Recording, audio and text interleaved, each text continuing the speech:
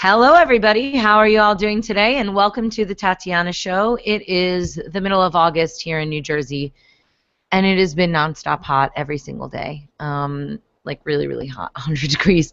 It's August 16th, so I guess that's to be expected in this area. And I'm joined today by my co-host, Josh from Volturo. Josh, how's it going? Good. It's fantastic here. I'm actually very jealous of your weather situation. Not that it's good to talk about weather on the radio because I'm sure everybody's got different scenarios. I know my friends in Australia are freezing cold, but it deserves them right because all I get on Facebook is weather updates in the winter of beautiful, hot bikini weather, and I like to wear my bikini. Well, when we were in Vegas, you chose a very colorful bathing suit, so just saying. Yep. Anyway, it is Vegas. Vegas was fantastic, wasn't it? I still have wonderful memories of Freedom Fest. It was really met some fascinating people there. Everything from Josh, make sure you're talking into the mic. I can't hear you. Yeah, new microphone over there. You've got to learn how to work it. I left you a little note in there. Oh, right. Okay, yeah, I'm sorry about that. That's okay. We just can't hear you at all, so, it's fine. So what's going on in the Bitcoin world? We've had Bitfinex being hacked. Oh, we've had so many things going down.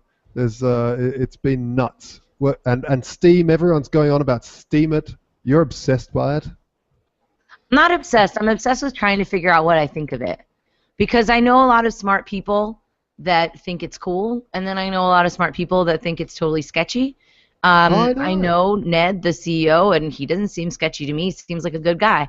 And several people whose opinions I trust and who wouldn't just, shill for anybody because it's convenient or whatever. They all really like it, but then other people who I also respect have some questions. So I'm very curious. I'm going to be posting a song on there later on today, which I recorded last week, and that's how long it took me to edit the video.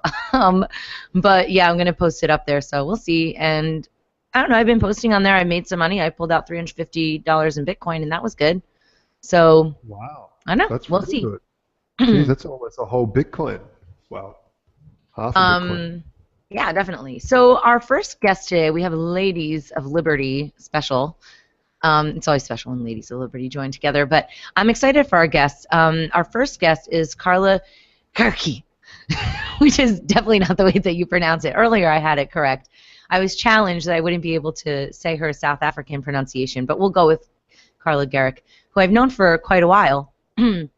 And she used to be the queen of the Free State Project, which I suppose she always is, sort of like presidents are always presidents. But anyway, now she's in charge of the Foundation for New Hampshire Independence, which she's the president of. And she's also doing Carla for New Hampshire Senate. I don't even understand what the difference is between a state senator and I don't know, is there a difference between a state senator and like another kind, or is it all the same thing? Well, it's at state level, it's a state senator, so you work within your state house, so you work with your constituents within the state. So obviously, being with the Foundation for New Hampshire Independence, I think a senator on a state level is a really important thing. There are federal senators, like they're federal presidents, like the mess we have currently with Trump and Clinton. But I think for most people here in New Hampshire, certainly people who've moved here with the Free State Project, we don't really care anymore about things on a federal level. We don't think it's fixable.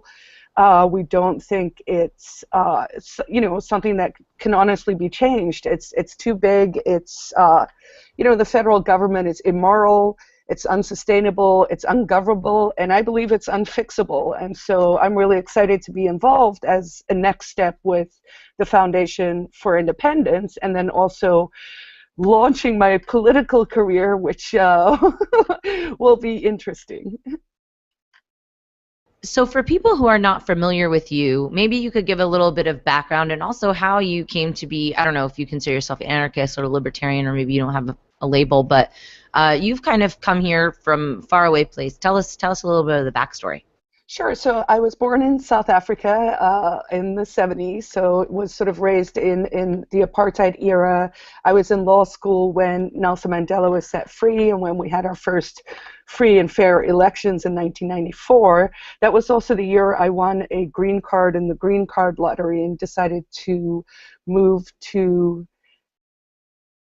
America because it was an opportunity to come pursue the American dream. I got here, I worked in Silicon Valley as an attorney for almost a decade, went through the bubble and then through the burst. And once I experienced the burst, I started really looking at why that had happened, discovered Austrian economics, then also discovered the Free State Project, which is a movement to concentrate 20,000 libertarians, liberty lovers, or whatever name we want to give them, in the state of New Hampshire. New Hampshire was chosen because it is, and actually there was a report that came out yesterday, it is the freest state in the union, and so we see it sort of as ground zero for pursuing more liberty in our lifetime.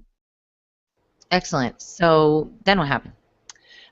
So then after the bubble burst, I mean, like with New Hampshire, you guys hit the 20,000.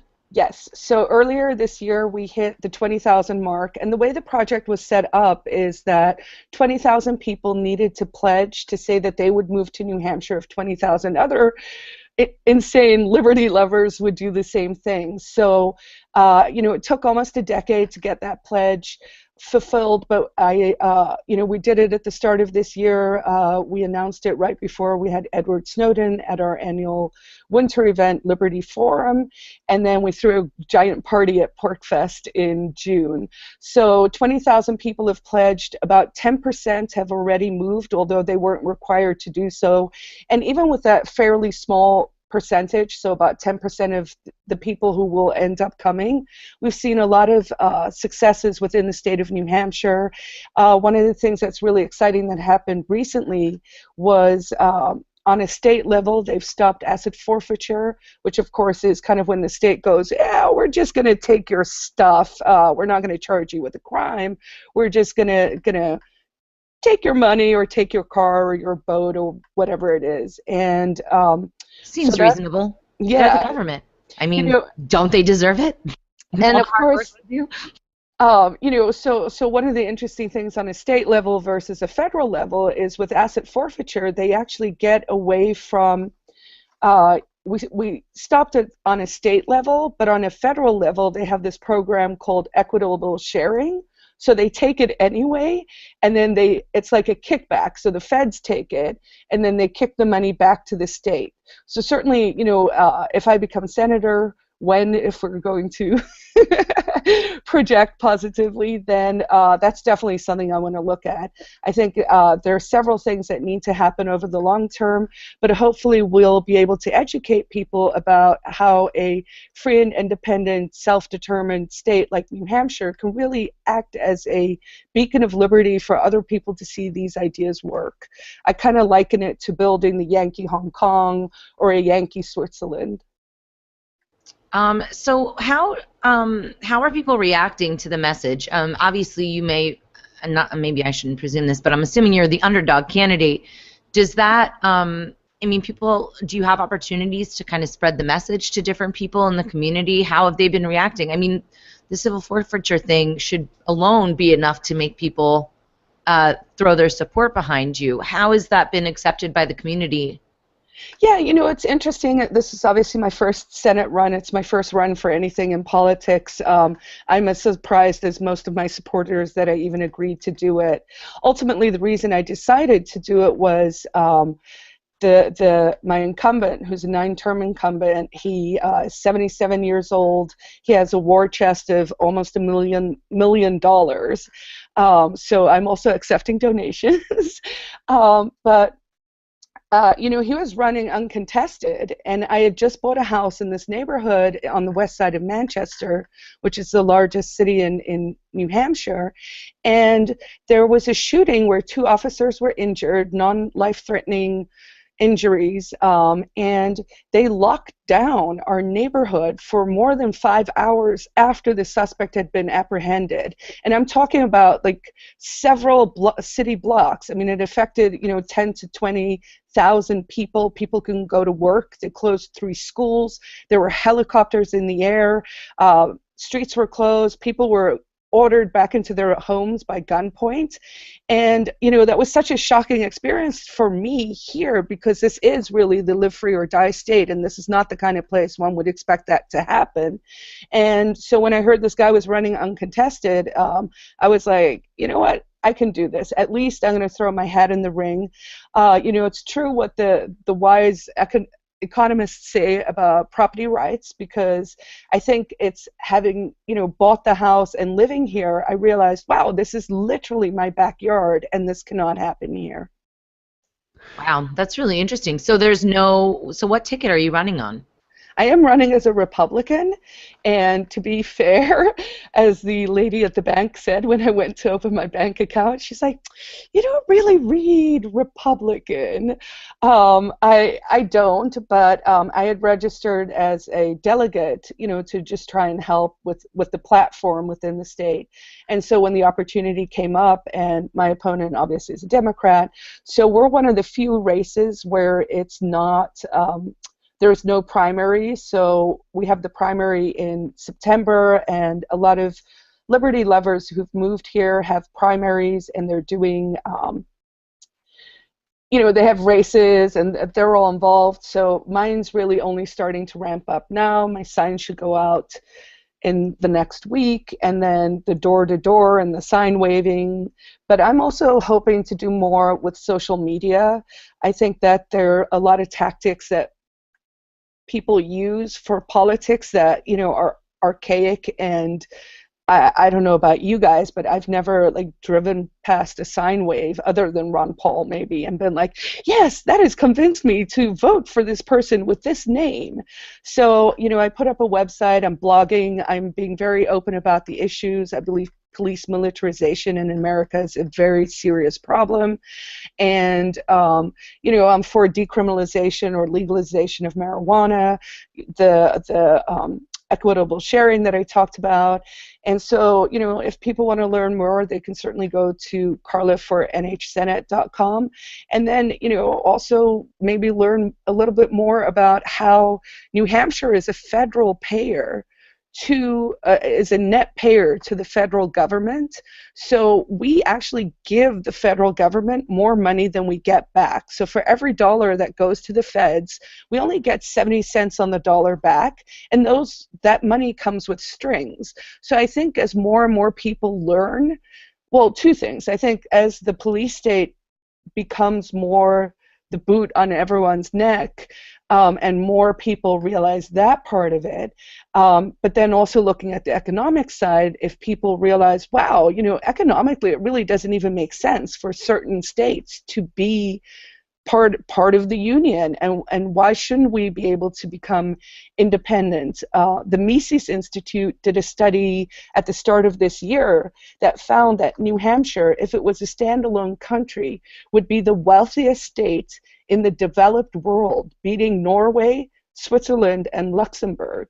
So it's like, why can't we be a kick-ass little country like Switzerland? And, we'll still trade with our neighbors, and we'll have open borders. Maybe people would have 2 passports to start. You'd have a dual citizenship as America has with lots of other countries, and then just take it from there. But the federal government is heading towards a collapse, and I don't see why the people who see that should be punished for their bad ideas.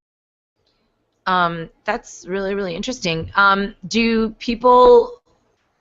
Okay, so what if you guys tried to get independence? I mean, don't you think that the government would send in a bunch of troops, malign everybody, and shoot a bunch of people and say, no, we want your tax blood money?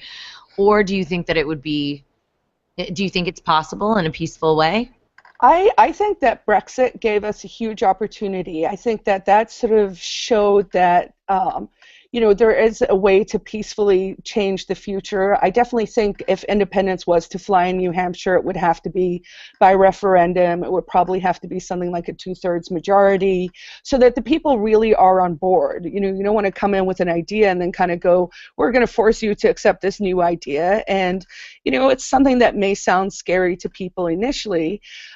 So I always jokingly say it would be great if Vermont seceded first so that we could see what the federal government's response is.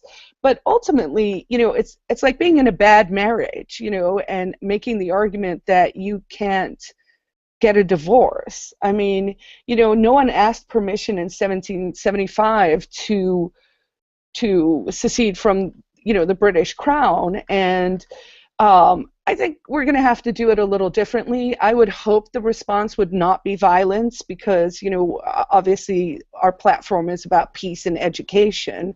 And it'll be interesting to see. I will say this, the Union Leader, which is our largest newspaper here in the States, did a poll right after Brexit, and they asked, how would you vote if New Hampshire had a referendum on seceding from the United States?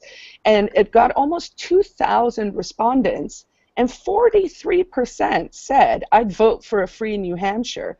And that's without our organization really even starting to do seminars or town halls or having a conference or anything like that. So I do think here is a real opportunity for people as they get more educated about the benefits of, separating from that abusive spouse to really get momentum and to get people to say, you know what, this is a great idea, why don't we do it? And assuming that, if it is by referendum, then, I think the federal government would be hard-pressed to actually respond to that with violence, especially in light of what happened with Brexit, and especially in light of the fact that more and more decentralization is happening worldwide. 100 years ago, there were 40 or 50 sovereign nations, and now there are almost 200. So, the trend definitely is towards having smaller, independent states where people have some kind of cultural connection. Now, sometimes that's something like language, but it can be something as simple as, hey, we're going to be the little country that just says everyone gets to live and let live. Let's have free markets and let's all prosper. Do you think that 43% has something to do with the Free State Project bringing in all these sort of like-minded people? I do think so. I mean, and I think because the Free Staters tend to be techies as well, so I think we dominate on social media in a way that the dinosaurs just do not grasp at this stage. So if a poll goes out, we have social media platforms that have hundreds of thousands of followers. So certainly, I think that number was higher because we got to share it and to tell people, if you live in this state and you're interested in this topic, go vote. But I also think it's cool that the Union Leader, which is a very conservative newspaper, actually even ran the question. Now, there are only about 2,000 Free Staters in state, and there are probably another 2,800 locals who identify as friends of the Free State Project. So let's say that number is about 5,000. We're seeing the uptick in the move as more and more people move because we, triggered the pledge of the 20,000. So I really think the future is where we're going to be able to say definitively, yes, Free Staters influence things in this way. But we also have to be realistic. Even if 20,000 people come, 20,000 out of 1.2 million is still a very small number. So what it's really going to be about is the people on the ground, the people who live here, whether you're a 10th generation Granite Stater or you're someone who moved recently, it's going to be about educating those people and making sure they're on board with it as well. I have a question for you. So I've seen some questionable tactics by Free Staters, and apparently there are, we're in the libertarian movement, there's some weirdos there. So do you think, how has the community accepted it? Is it something that, everybody's misbehaved. Well, a certain key, little people are kind of starting that trouble. Has that had a negative influence in the community, or would you say that overall the community has been responsive and has been open-minded? Because if people are going to act like jerks, nobody's going to want to be friends with us. So how does that work? How have you seen that play out on the ground? I definitely think there have been missteps in the past. Different people have different goals or even different jobs. If your job is to be a shock jock, obviously the way you're going to approach a story is going to be different to someone who's maybe trying the diplomatic power of persuasion, let's say. So I would say for the most part, most people don't even know about the Free State Project, even in the state of New Hampshire. I mean, I read a number that said there are only about 6,000 to 8,000 people who are even politically active, like really into politics. I'm not talking about people who go and vote. So that's a fairly small number. Now, they probably all know about us, and to be frank, the progressives certainly, are not super positive about some of the Free State Project antics. But I also think as a movement, it's matured, and there are more voices, and there are different people who sort of sell the ideas of liberty in different ways.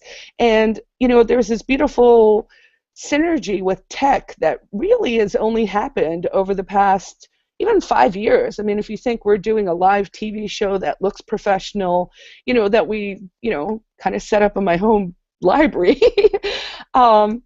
So more voices, more people to tell people about it. I would say that the average person who does learn about the Free State Project in New Hampshire actually has a very positive reaction, where they're like, wow, really? That's cool. That's great that these people are moving here. One thing I discovered, initially I thought when I moved in 2008 that it was kind of lip service, that this was a libertarian state, but then you meet just local people and they're all pretty skeptical about politics in general. They really do subscribe to a sort of philosophy of live and let live free or die, just do your own stuff, don't mess with other people's property, and so that sentiment is really truly here on the ground. So I think as more people come in, and as more people, I guess, for those who are interested in politics, get elected, but then there's also social stuff.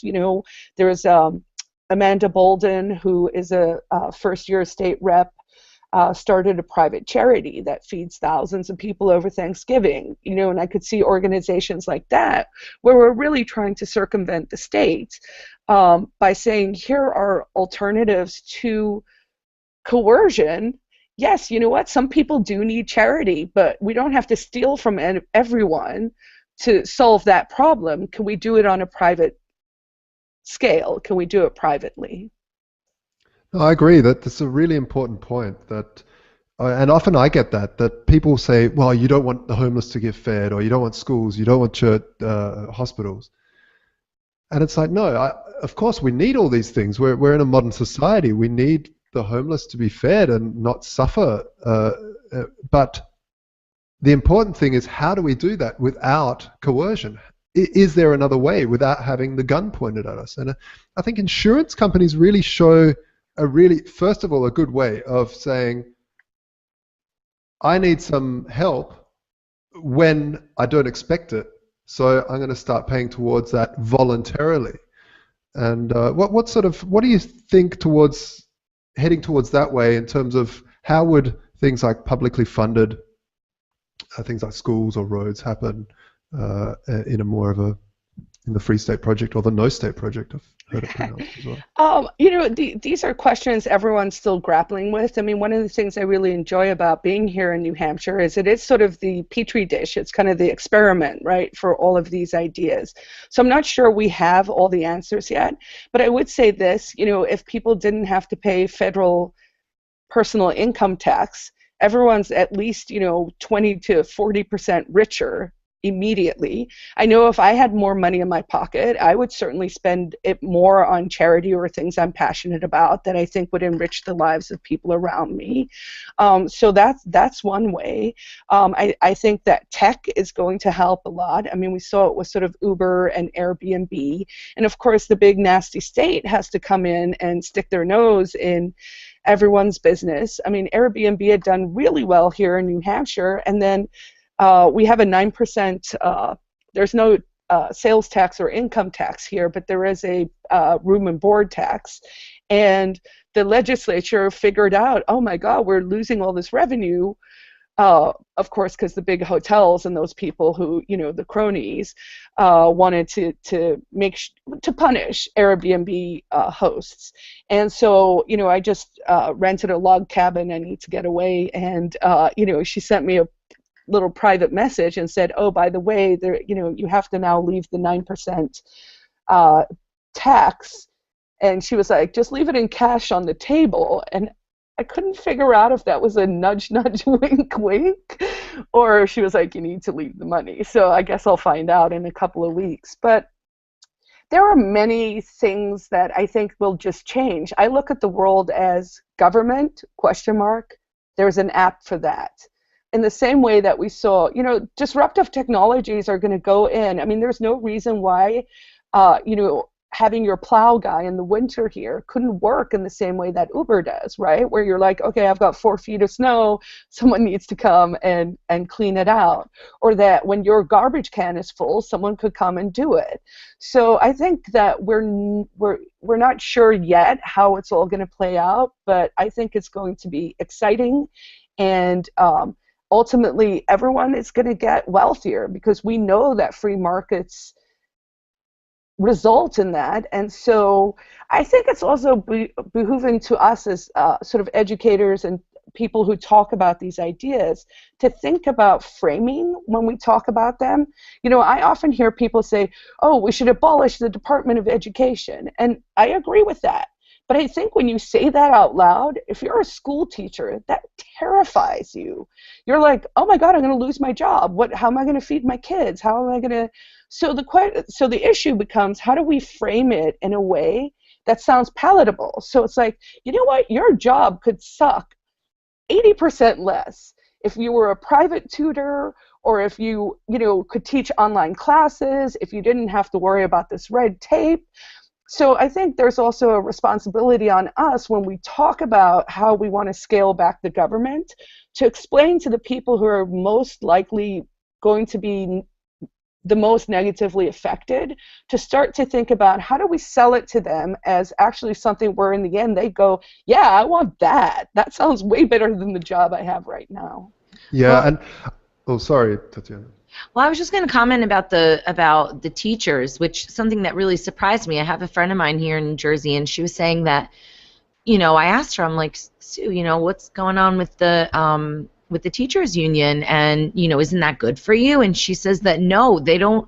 The perception in society is that the teachers union and all these teachers are just living like, well, the teachers union probably is living off the land, but the actual teachers don't even feel like they're getting anything for the value that they're putting in, right? They have to participate in this. They can't get out of it, and she doesn't feel like the teachers union does anything to help. So it's not just wonderful for the teachers to be involved in those kinds of systems. And it really surprised me, some of the statistics and, how much effort she puts into her job. I mean, she's obviously an excellent teacher because she cares, but she's doing 12-hour days. I'm like, how are you dealing with all these children for 12 hours? But she is. And I guess teachers do have a much harder job than people think. But I think that lobby is really the problem, where people kind of miscategorize teachers based on the actions of the unions. Yeah, I think that's right. And certainly here in New Hampshire, anyone who's pro-liberty is working really hard on right-to-work legislation. It came fairly close last time. That's certainly something as a senator I would work on as well. It's just to allow people to opt out of the union. When I was still in New York City, I taught up at City College, and I was forced to join the union, and Jews were taken out of my pitiful salary to to be part of this union. And I said, well, no, I opt out. And they were like, you can't. And I was like, how does that work? And I think teachers sort of get a short shrift a little bit on issues, but there's a lot of fat there. Here in New Hampshire, the budget is tied to it increases 108, so 8% year over year, but enrollment is dropping and the population is aging. And then you find out, oh wow, the school superintendent in Manchester makes $180,000. Our police chief in the city, which it's a city of 120,000 people, makes over $200,000. And so I think people need to know that. I think once we destroy the narrative that's been painted through their use of propaganda channels, right? They've always controlled the information channels, and that's changed for the reasons we discussed. And as that changes, more and more people will come to realize what we already know. So I love you guys for doing this show and for just getting the word out there. Well, it's always really fun. Josh, did you have any other questions? Because I wanted to ask Carla one last thing, and then we're going to bring up our next guest with a little bit of announcement action. No, I was just going to comment on the fact that when you start to dissolve some of these functions of government, you really need, there's a lot of footwork behind the scenes that needs to happen beforehand in terms of, and it goes back to the teachers, where the teachers need to start, or the schooling system needs to really promote the entrepreneurial spirit, because the entrepreneurial spirit sees problems and thinks, yeah, there's a need for that. I'll figure out how to make a little app or a business around that problem and fix the problem where people will want to pay for it. And so getting teachers involved earlier on is a really important part of this whole story. I agree. Okay, so one final question. How are you polling so far? I don't think there have been any polls on our race. I'm going to say I'm polling 100%. 100% of me and Josh. I think it's really, really awesome. I'm really excited that you were able to come on the show. We have to unfortunately go over to our next guest, but give the people some information on how they can support you, and I really encourage everybody to do so. Carla's been an amazing fixture in the Liberty Movement and is a great leader, and I believe that she would do a really good job as a senator. Sounds like she's already way better off than the other guy. Carla, where can people catch up with you? So you can go to my Senate page, which is carla4newhampshiresenate.com. And there's a donate button up there if you want to support me that way. I'm going to have my Bitcoin donation stuff up in the next week. So we'll be accepting Bitcoin donations as well. And tell your friends, go to my Facebook page, which is also Carla for NH Senate on Facebook. Like it. When you like something I post, please share it. Also, of course, go to the Foundation for New Hampshire Independence. Also on Facebook, we share a lot of information there. We like to keep the dialogue going. And let's see, hopefully, maybe in the next 10 years, we'll be NH Exit. Nexit next. I like that. Excellent. Thanks very much, Carla. I hope to see you soon. Are you coming down for Liberty Fest in New York this year? I probably will, yes. Oh, great. Okay, cool. Well, thank you very much for joining us today, and we'll be bringing up Christina Tobin in just a minute. Before we do, I wanted to just make a few announcements and let people know what we're up to, and I wanted to thank one of our sponsors, Kirk from thebitcoincpa.com. Oh, now, yeah. Taxes and Bitcoin are literally the worst thing on earth. And as much as I love Bitcoin, I do not love trying to figure out my taxes at the end of the year. He's been going through mine for 4,000 years now, and he's just like, what are you doing here, woman? So what I would recommend people to do is go check out his site. He has some videos that are, for free that are sort of Bitcoin accounting 101, and then he has some more that are paid for, but he also has some services. So I would encourage people to go and check that out for sure. I would also suggest that people support freeross.org.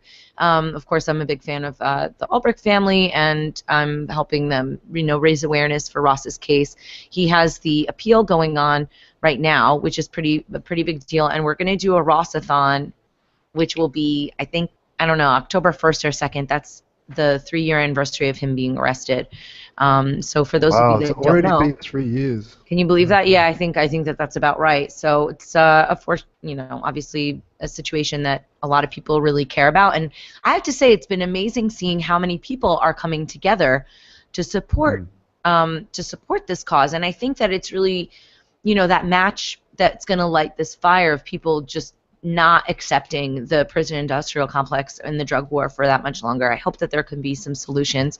Our next guest that we're bringing up is Christina Tobin. Christina is one of those people who's trying to work on the solutions. She's been the head of Free and Equal for a very long time, as long as I've known her. I actually did a gig in Los Angeles with her. I think it was in 2012. There was a really big, cool concert. It was a lot of fun. And this year they're doing the debates again in October in Colorado. So, Christina, welcome to the show, and perhaps you could tell us a little bit about your background. Hi, Tatiana. Thank you so much for having me. And we did see you. It was 2014, but it could have been 2012. We did the United We Stand Fest, and that was truly the birth of the movement in many ways. I run the Free and Equal Elections Foundation, going on almost 10 years. Crazy to think of that. And we're a 501c3 nonprofit organization whose mission is to broaden electoral choices through education and direct positive action. So my background is really extensive in ballot access, having helped get over 1 million signatures to get candidates on the ballot across the political spectrum.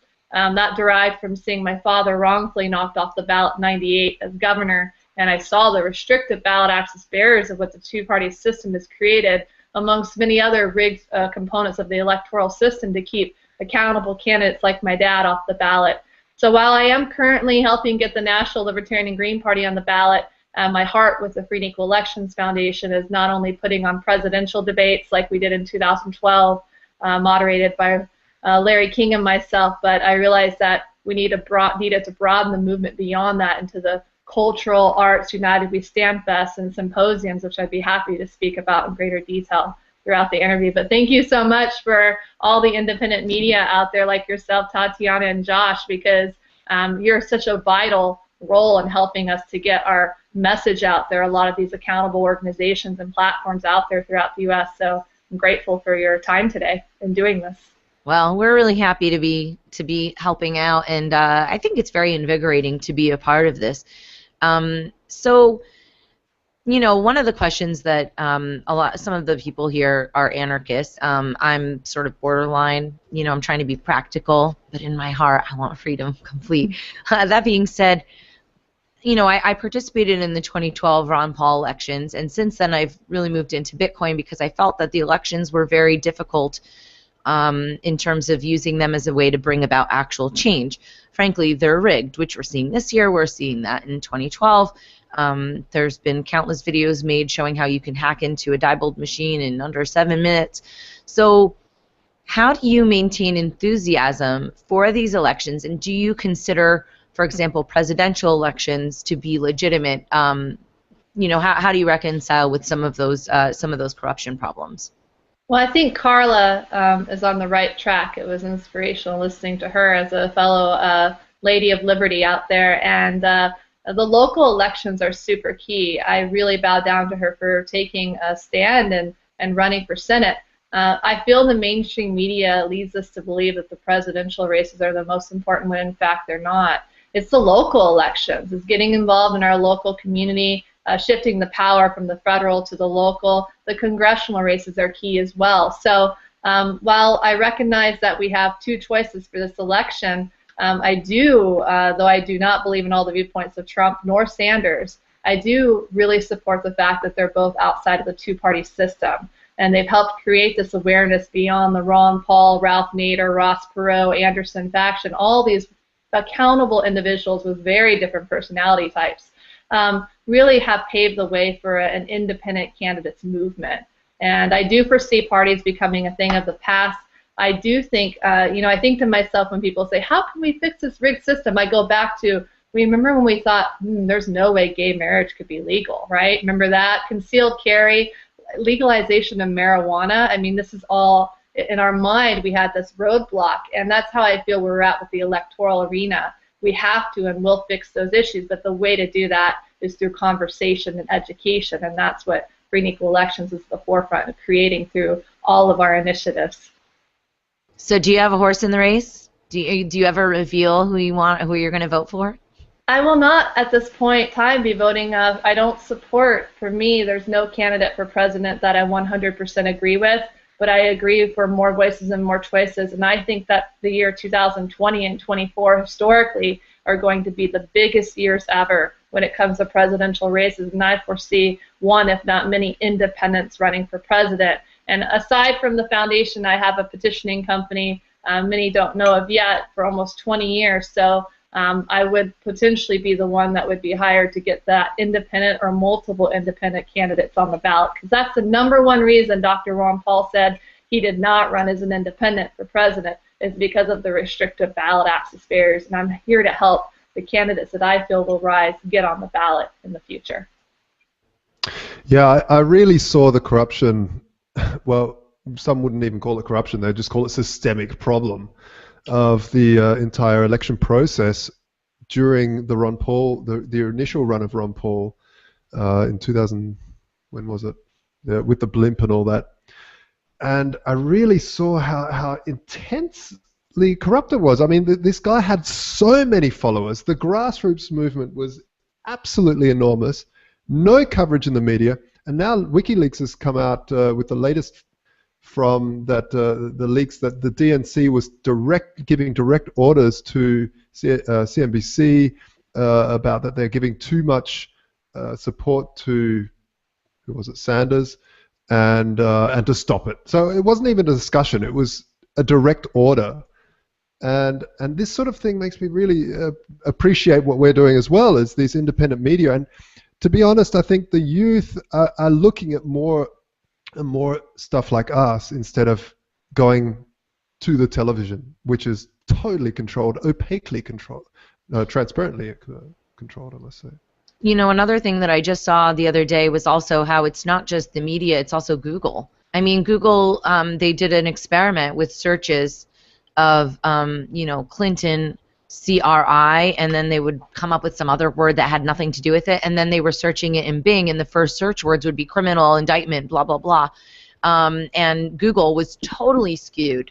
So, I don't know, sometimes I worry about our dependence on technology, because that, too, up until now has been able to be manipulated, but what's also good about finding out about these things is it gives an incentive for innovators to create technological solutions around that bias that is buyable, right? So I think that, the independent media is important, but I do find it a little bit frustrating the way that different social media algorithms don't necessarily jive. They're not really. It was interesting that we actually tested that. A whole heap of friends, we saw that post, and so I tested it in Germany, and I was getting criminal CRI crimes, Clinton crimes, and people in America weren't. So it was interesting. I don't understand the love of Clinton. I mean, it's just, I think Trump is pretty awful in certain ways, but other things I think he sounds pretty reasonable. But she's just a confirmed, really criminal person, and I love WikiLeaks so much. It's like Christmas every single time there's a new release. And now they've got Soros on the line, so I think it's really funny to see, I guess, technology fighting back and the free media fighting back. It really shifted, and I agree with Josh, the corruption of going back to Ron Paul, and we know what happened to him at the RNC, essentially the delegates stealing, and Lee Camp, I have to say, has done an extraordinary job on putting out information on the fraud and electoral system, the rigged system of Sanders essentially having the vote stolen from him. And I couldn't agree more that that is very likely the case, that and why Trump is likely coming out saying, I'm not going to win this, because he recognizes those voting machines, as you mentioned. Diebold owns, I believe, sold to Dominion. It's based in Denver, Colorado. It is slated, I feel, for Clinton to win. Unfortunately. However, I'm thinking beyond this election and about those local congressional races, again, that are far more important. And the youth are the game changer, the 18 to 28-year-olds, I feel, and everyone, but I think they're going to be pivotal and rising through a movement that has the arts and the music and the information, the symposiums, and so on. And as far as technology, diversification is definitely key. I don't think we should, Tatiana, I agree with you, rely solely on technology. I definitely appreciate individuals from Assange and Snowden and even Bradley Manning, Chelsea, unfortunately what he's going through now, but I appreciate what they've done to expose a lot of the truth, for sure. You know, truth is key, but we do need to diversify, meaning getting involved in our local elections, in our community, meeting people face to face, and having technology is one key. But wow, independent media, I think it's definitely their time, and there is a need, I feel, for a platform to pull in all this independent media and have a universal location that everybody can trust to help build everyone. And that's the goal of free and equal elections, not only for this year, but for decades to come. I think one thing that I agree with especially is this reliance on technology. And I've always wondered why, you know, these electronic voting machines for me are basically so the media can have an instant reaction to the elections. Can be like, oh, and the elections are over, and an hour later they can have, or, you know, some sort of outcome.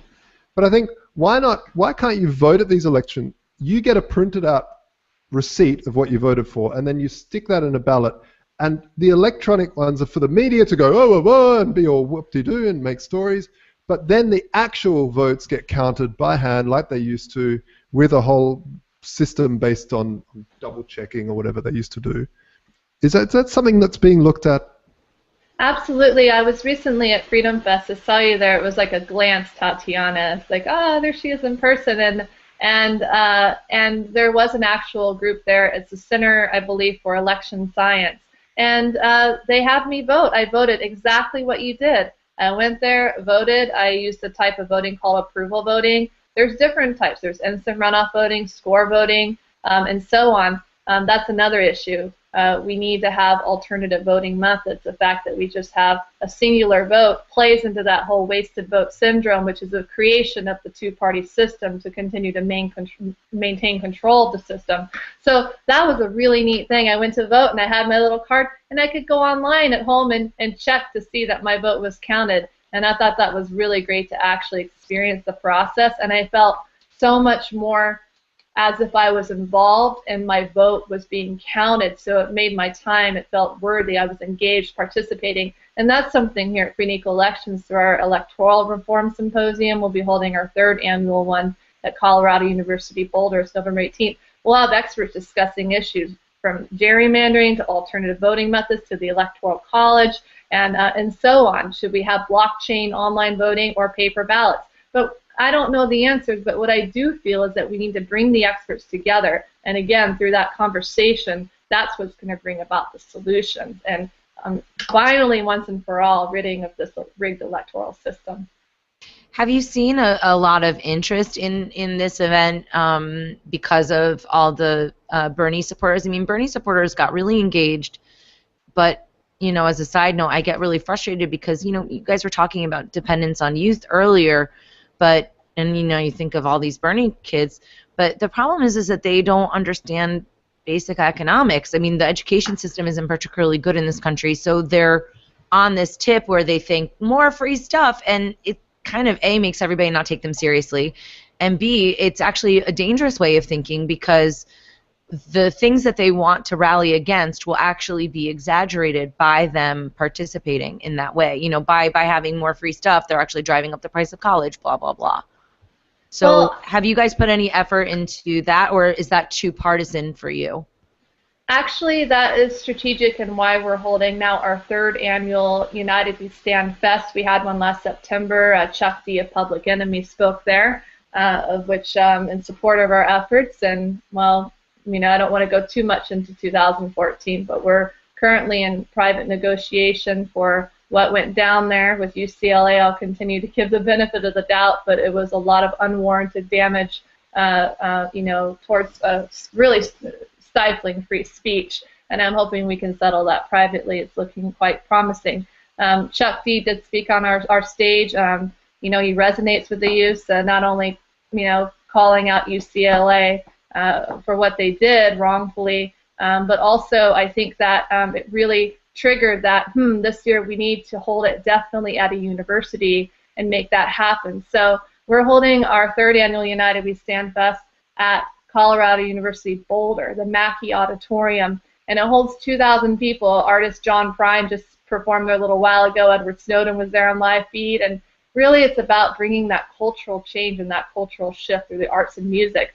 So I do think, the fact that that event is co-hosted by one of the most extraordinary student groups I've ever seen, if not the most, called Student Voices Count. You may recall last year they got national recognition for trying to allow students into the debate. The GOP held a debate at CU Boulder last year. Trump was there and so on. And they only allowed 50 students to attend in a venue that holds 10,000 people. And the university at Colorado University Boulder funded all of it, and yet the students couldn't be really at that debate. So I commend them for standing up for what's right, and they're the perfect co-host for what we're doing. I think that having the independent media, the social media, is a game changer in educating the youth like never before. They're not as reliant on the educational system, because you're right, Tatiana, but we're here to spin it in the right direction, upward educational direction through the music and the entertainment and the speakers. We have some big announcements coming up, sort of surreal. And I don't want to jinx myself. I've been very humbled, as I'm sure you. I think anyone else would have canceled that fest in 2014, but I never, never, never give up.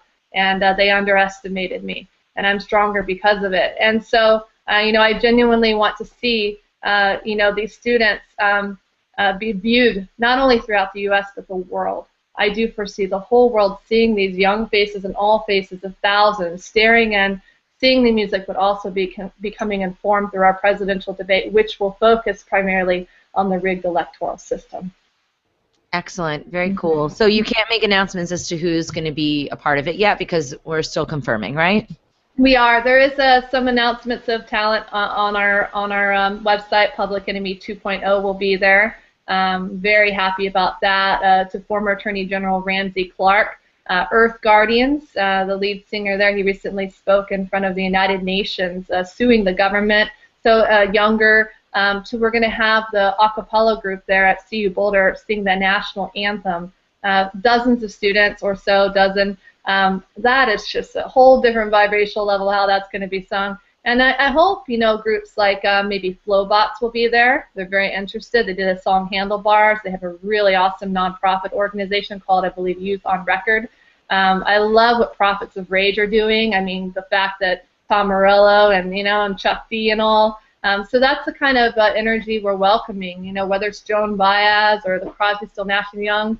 Early bird gets the worm, but we do have a big announcement on the rise, and it's very historic and very cool. Carla brought up Nelson Mandela, and I think the historic side of incorporating a Mandela or family into this would be pivotal as well. I don't know if Mandela's such a good guy, actually. I watched a documentary, and he apparently was participating in all sorts of violent stuff from prison, so I don't know about him being so great, but maybe. I'll take a look at that. Yeah, I was very surprised because everybody's like, Nelson Mandela, he's so great, and actually he was involved with some pretty violent organizations, so I don't know, sometimes these folk heroes of different communities sometimes don't always have the best background. Like, look at Che Guevara, right? Everybody has their Che hats on, their Che shirts, but Che Guevara was really murderous and was actually horrible to gays and to musicians. So it's always ridiculous when musicians are wearing a Che shirt, because it's like, he would have killed you if you didn't like your music, I guess. And these are good things to discuss, because you always have to look, well, who did the documentary and what state of mind was Mandela in? Like Bradley Manning is now in a state of mind that is just not well. She is in a very toxic environment. Doesn't justify actions, but it can change a person, and that's not necessarily you know, they shouldn't have been in those environments, I feel, in the first place. So, but, you know, I always give the benefit of the doubt until proven otherwise. And, you know, what's great is that we're going to pay a tribute to the late Amelia Boynton Robinson of Selma on our stage as well, who was slated to be our keynote speaker last September. She passed away 2 months prior at, I think, 110 years of age and wasn't able to make it. But she is truly the real deal of Selma, brought Martin Luther King into Selma, went to Montgomery, Bloody Sunday. She was tear gassed, left for dead on the bridge. She registered people to vote with her mom in a buggy wagon in the 1920s. She was the first African-American woman to run for Congress in Alabama in the 60s, garnering 10% of the vote. And I got to meet her last April. So there's a lot of civil rights leaders around our network and circle that are helping in every way, and I'm so grateful. And of course, with what you're doing in your independent media, you and Josh, I mean, we all make a difference. It's time to come together to break through the rigged system and shift things in a positive, peaceful direction. Well, you know, I'm not going to do a shameless plug, but I'm going to bring it up, not actually to plug myself, but because it's relevant. You know, I think that artists need different kinds of solutions too, because art is very hard to put out there if you don't have any money. And so what we're doing is an artist coin. So any artist, they can build their own brand, and basically their audience becomes their supporters. And one of the things that I found frustrating in today's day and age is that there isn't that much, you know, protest music going on, and I think that that's a lot of that is, you know, you got to follow the money. So I think that over the next few years there should be a lot more ways for artists to be engaging. We're doing an Art for Ross project right now where people are making art for Ross Ulbricht and they're sending it to them, and it's like an online campaign. So I love getting art and activism mixed together. So I think that's going to be really successful. When is the event one more time? It's at Colorado University Boulder, October 25th. Oh, okay. October 25th, and it's the right timing because at that point, as you can see, Trump is not committing to be a part of the Commission on Presidential Debates, which I think is quite smart. Wait, I don't know about that. Can you tell me about that? What's the story? Sure. I don't pay much attention sometimes. I mean, the Commission on Presidential Debates is very corrupt. It's run by the former chairs of the Democratic and Republican Party. And the League of Women Voters of the U.S., rightfully so, retracted their support in 1988 from the Commission on Presidential Debates, CPD, stating it's perpetuated a fraud on the American voters. So Trump did try to put on a presidential debate back in 2012. Not many people know that. It was canceled. Very cool that he tried to do that. Also very cool that he's running outside of the two-party system. Don't agree with all of his viewpoints, but I like that he's shaking things up like Sanders did as well. However, he has not confirmed currently to be a part of the Commission on Presidential Debates, which I think is smart. I wouldn't trust him as far as I could throw them. Sponsors have removed themselves from the CPD since the last election, and I do think that if he did say that he was going to participate, they would open up the podium to a third person like Governor Gary Johnson, who deserves to be in that debate, but so does Dr. Jill Stein. I think they would only open it up to Gary Johnson to try to take support away from Trump, because that's what the CPD is all about, building the two-party system. And Trump is not a part of that. Clinton is. So I hope that he does be a part. He is a part of our debate this October 25th, and I welcome the other candidates too, Johnson and so on, Clinton, Stein, and possibly the Constitution Party candidate Darrell Castle. I think they're about to get on the ballot in enough states to be viably electable. Fingers crossed. So super cool and stoked, but we are all about addressing the corruption of the rigged system, and I think since Trump's campaign has reached out to us asking for the invitation, maybe he'll participate. I would love to have him there. You know, my dad's family, well, my family, I guess, right? So I have a lot of major problems with Trump. I usually rag more on Clinton. Understandable. But, I mean, she's just blatantly horrifying. But with Trump, I will say this. My dad's family, they have a contracting business, and they've been getting work and continuing to work with the Trump family for over 40 years.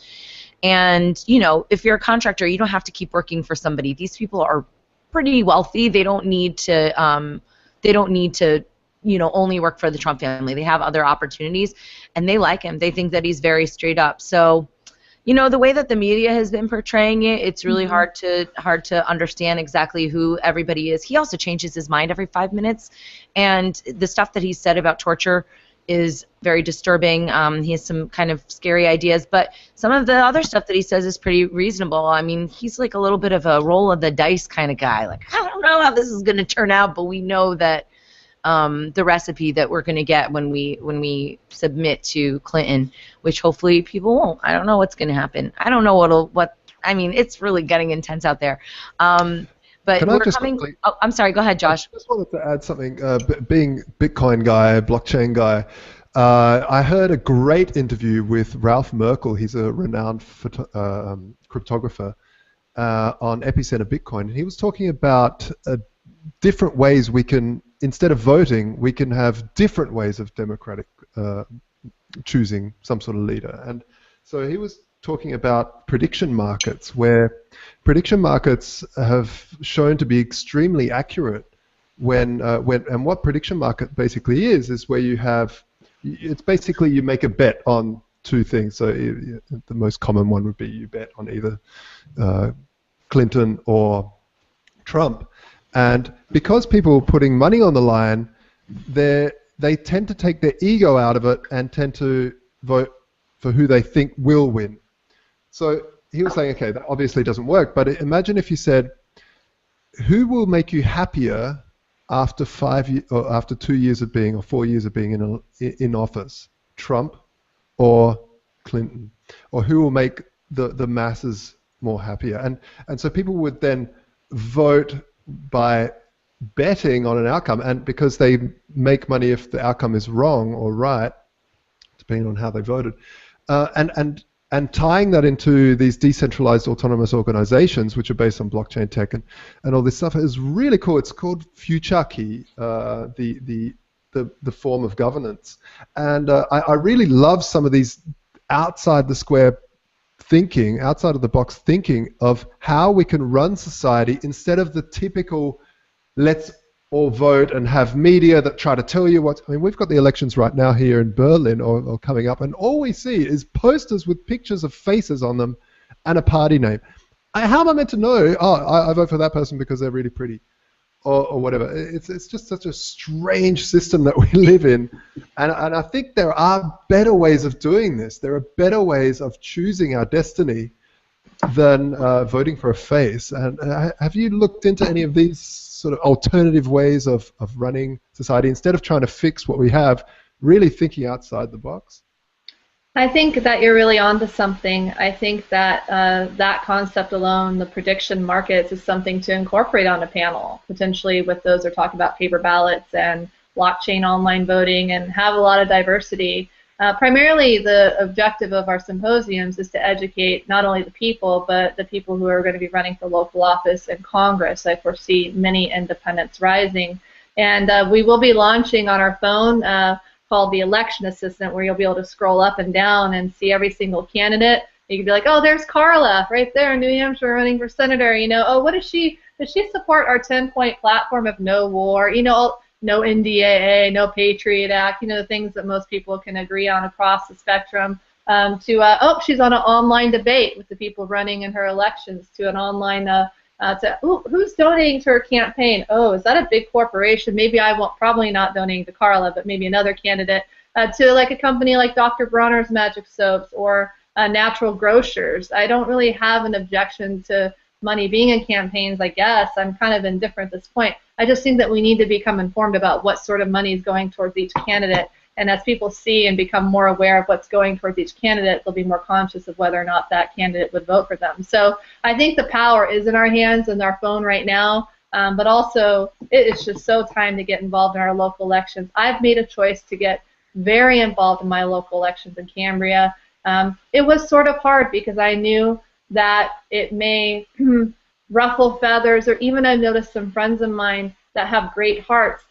They don't attend the local meetings, and they can be easily swayed, you know, by individuals in the community that do have self-interest. And so until and when those friends and people, you know, get involved, and they are, we have now 7 people running for the local election here for the water board in Cambria, California, which is where free and equal elections is headquartered. I felt it was a duty in my heart and soul to get involved in the elections and to bring about accountability here. And I foresee lots of individuals like myself taking the lead in doing that throughout the United States and eventually the world as well. Good stuff, guys. I like it. We're making some progress here, folks. Okay, so Christina, one last time, where can people find you? You can go to freeandequal.org. That's free, A-N-D, equal.org. All elections shall be free and equal. It's from the Articles of the Constitution statewide, and came from Illinois when I did ballot access out there for 10 years. An attorney opened up the Illinois State Constitution and opened up free and equal, and I said, could I use that name for free and equal elections? And he's like, sure, it's a perfect name. And so that's what it is, freeandequal.org, and we're a 501c3 nonprofit organization, so all donations are tax deductible. Excellent. Everybody split up your donations between Carla and Christina. Excellent show today. Thank you so much for joining us. Everybody, if you're in Colorado or if you feel like going and exploring the countryside, you can go and also stop by and learn about the different options that we have in our country. So thank you very much. Some final I don't know, words for our audience. First of all, shout out to Megan Duffield out in Colorado right now listening. One of my favorite girls. I've got some upcoming shows. There's Liberty Fest in New York on September 10th, September 17th. Jordan Page and I are going to be in North Carolina, so you can find out about this on TatianaMorose.com. There's the Tom Woods, Bob Murphy, Contra Krugman Cruise going out of Galveston, Texas in October. There's La BitConf, the Latin American Bitcoin Conference in Buenos Aires, November 4th to 5th, and there's just so many wonderful things happening out there. Magic word. Oh, my magic word. Oh, my magic phrase, because I like to kind of give a little something. Yeah. Freedom is for everyone. So thank you to all our wonderful listeners. Josh, do you have any final words for anybody? No, just live free. Live free and peaceful parenting and love. I like that. And also, Bitcoin and gold. And also, if anybody wants some marketing, PR, advertising help, call me up at Crypto Media Hub. We are really nice and fun people, and we know all the street smart stuff. So anyway, I'll see you all next week. Actually, I don't know if we have any more shows planned for this month, but check in. Thanks, everyone. Peace out. Have a good day.